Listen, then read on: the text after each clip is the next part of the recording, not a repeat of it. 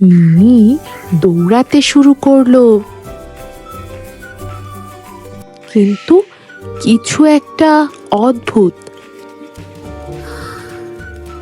সে সামনে এগোই না। মাহি অবাক হয়ে তাকালো। মিনি আবার দৌড়াতে চাইলো, তবুও সে একই জায়গায়।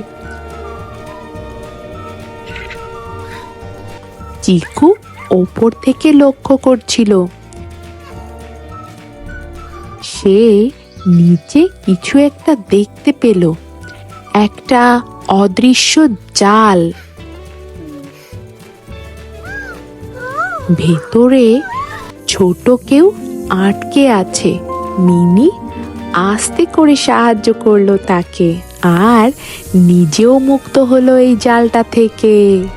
শিক্ষণীয় কথা, সব অদ্ভুত ঘটনাই জাদু নয়।